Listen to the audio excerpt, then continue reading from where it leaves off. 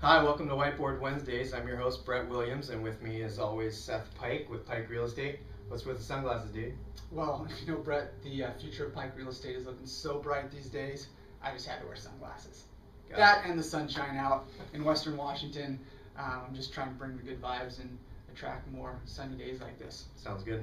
Hey, last week, Seth, we talked about our Facebook post. We got lots of requests to prepare market reports, and we talked about the 3 steps of preparing a report. This week, we want to go more into detail on step number 1, which is determining the market. What's my market? Well, this is a critical first step here, Brett, because if you want to know what your home's worth, what your home's going to sell for, you first need to know what are buyers also looking at that might buy your home. So that's really what the market is. What are other buyers in the market looking at? So to determine that, it's usually geographic. Let's say, Brett, you've got a home on Big Lake that you want to sell. Okay, what's the market for my home on Big Lake?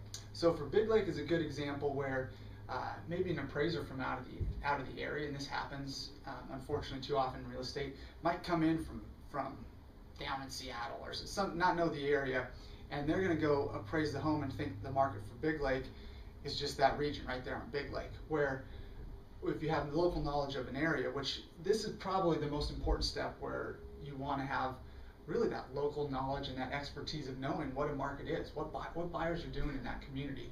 Big Lake, for example, is an area where we've got a lot of our good friends from up north in Canada coming down and wanting to buy second homes right now.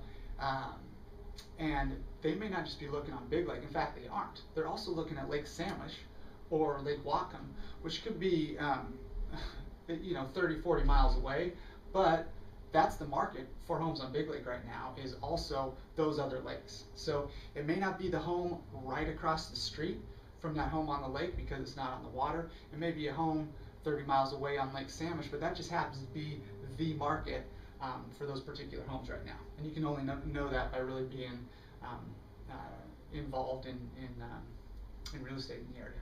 Okay. What about my home in Happy Valley? Let's say Happy Valley in Bellingham.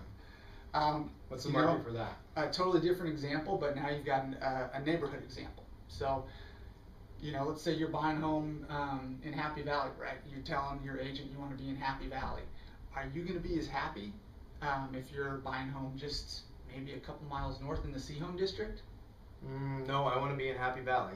Right. So really, the market for Happy Valley is Happy Valley. You don't go out of that. You don't need to extend further than that. So if you can find enough data in Happy Valley, that's your market. And then you move on to what we'll go into next week is step number 2, looking at the data within that market and starting to get a feel for, okay, what's that market doing? All right, sounds good. Makes sense to me. Join us next week for another Whiteboard Wednesdays. We'll go into step number 2. Yeah. Have a good week. Hopefully it stays sunny.